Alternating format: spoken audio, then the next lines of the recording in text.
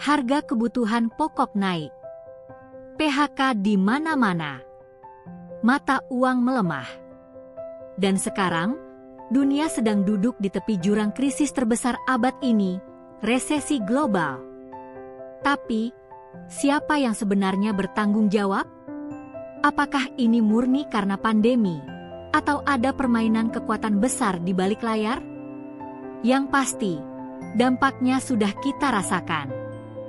Tapi yang belum jelas, kapan ini akan berakhir? Dan apa yang bisa kita lakukan agar tidak tenggelam bersamanya? Mari kita bongkar semuanya sekarang. Resesi global adalah kondisi ketika ekonomi dunia mengalami perlambatan besar secara serentak. Ditandai dengan turunnya pertumbuhan ekonomi, meningkatnya pengangguran, anjloknya daya beli, dan kekacauan di pasar keuangan. Bukan cuma satu negara, tapi banyak negara besar mengalami kontraksi ekonomi dalam waktu bersamaan. Biasanya dipicu oleh faktor besar seperti krisis keuangan, pandemi, atau konflik geopolitik. Dampaknya, perusahaan bangkrut, investasi anjlok, dan masyarakat kehilangan pekerjaan. Resesi global terakhir terjadi saat pandemi COVID-19, tapi saat ini, tanda-tanda krisis baru mulai muncul lagi dan mungkin lebih parah. Jadi, memahami apa itu resesi bukan soal teori ekonomi, tapi soal bertahan hidup di tengah ketidakpastian. Resesi global yang mulai terasa saat ini bukan terjadi secara tiba-tiba. Ada beberapa faktor utama yang jadi penyebabnya, dan semuanya saling berkaitan, seperti efek domino yang menghantam dunia dari berbagai arah. Pertama, inflasi yang meroket. Sejak pandemi COVID-19, banyak negara menggelontorkan uang dalam jumlah besar untuk menyelamatkan ekonomi. Awalnya membantu, tapi efek jangka panjangnya, terlalu banyak uang beredar, sementara produksi barang belum kembali normal. Hasilnya, harga-harga melambung. Dari sembako, BBM, hingga kebutuhan sehari-hari. Kedua, perang dan ketegangan geopolitik. Konflik Rusia-Ukraina belum selesai, kini muncul ketegangan Cina-Taiwan, dan konflik di Timur Tengah juga memanas. Semua ini mengganggu rantai pasok global, terutama energi dan pangan. Harga minyak dan gas naik tajam, logistik jadi mahal, dan distribusi barang tersendat. Ketiga, kebijakan Bank Sentral Dunia. Untuk melawan inflasi, bank-bank sentral seperti The Fed menaikkan suku bunga secara agresif. Tujuannya jelas, memperlambat belanja dan pinjaman. Tapi efek sampingnya, dunia usaha jadi tercekik. Kredit makin mahal, investasi menurun, dan pengusaha mulai memangkas biaya, termasuk dengan merumahkan karyawan. Keempat, perlambatan ekonomi Tiongkok. Sebagai motor utama perdagangan dunia, lesunya ekonomi Cina berdampak besar. Permintaan ekspor menurun, proyek-proyek besar dihentikan, dan ini memberi efek gelombang ke banyak negara berkembang yang menggantungkan diri pada pasar Cina. Kelima, krisis kepercayaan pasar. Investor jadi ragu. Banyak yang memilih menarik dana, menyimpan uang tunai, atau investasi aman seperti emas. Ini memicu volatilitas di pasar saham dan mata uang global. Ketika rasa takut menguasai pasar, ekonomi pun makin cepat melambat. Jadi, bukan satu penyebab tunggal, tapi kombinasi antara kebijakan ekonomi, konflik global, dan ketidakpastian pasar, semuanya membentuk badai sempurna yang sedang kita hadapi sekarang.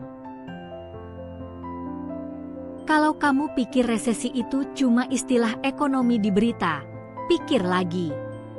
Di lapangan, dampaknya benar-benar terasa dan menyentuh semua lapisan masyarakat. Banyak perusahaan mulai melakukan efisiensi besar-besaran. Hasilnya, PHK massal di berbagai sektor, teknologi, retail, bahkan industri kreatif. Mereka yang sebelumnya nyaman bekerja, kini harus bersaing lagi di pasar kerja yang makin sempit. Harga kebutuhan pokok melonjak, sementara pendapatan stagnan. Ini artinya daya beli masyarakat turun.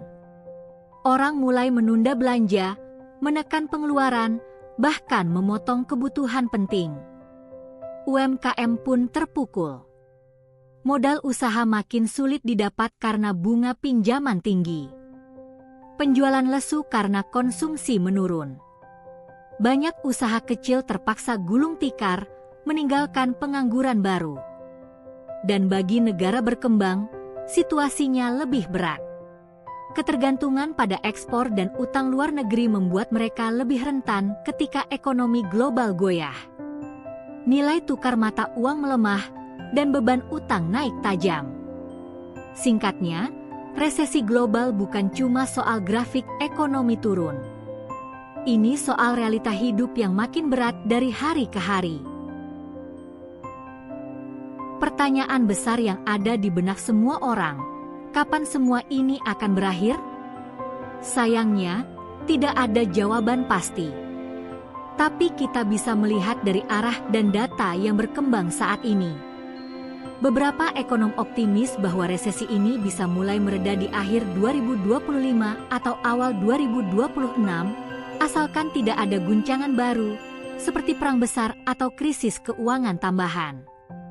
Tapi banyak juga yang pesimis, memprediksi bahwa ketidakstabilan bisa berlangsung hingga 2028, terutama jika ketegangan geopolitik tak kunjung reda.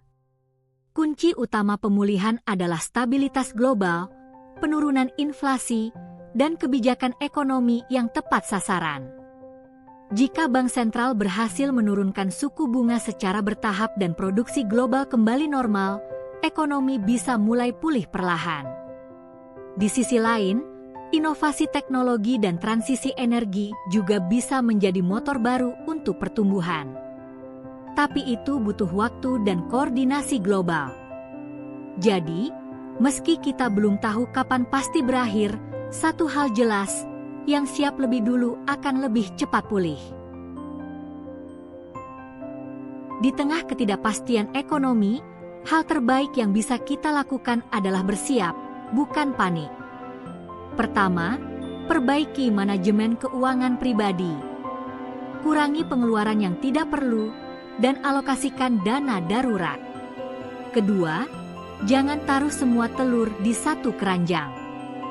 Diversifikasi pendapatan dan pertimbangkan investasi yang tahan krisis, seperti emas atau reksadana pasar uang. Ketiga, upgrade skill digital dan kemampuan kerja jarak jauh, karena tren dunia kerja makin bergeser ke arah itu. Dan terakhir, tetap tenang dan bijak menyerap informasi. Jangan mudah terpancing berita yang menakut-nakuti tanpa dasar. Resesi bisa jadi ujian, tapi juga peluang bagi yang siap. Resesi global mungkin tak bisa kita hindari, tapi kita bisa memilih cara menghadapinya dengan persiapan, pengetahuan, dan strategi yang tepat. Ingat, dalam setiap krisis selalu ada peluang. Jangan cuma jadi korban, jadilah yang bertahan. Kalau video ini bermanfaat, jangan lupa like, share, dan subscribe. Sampai jumpa di video berikutnya.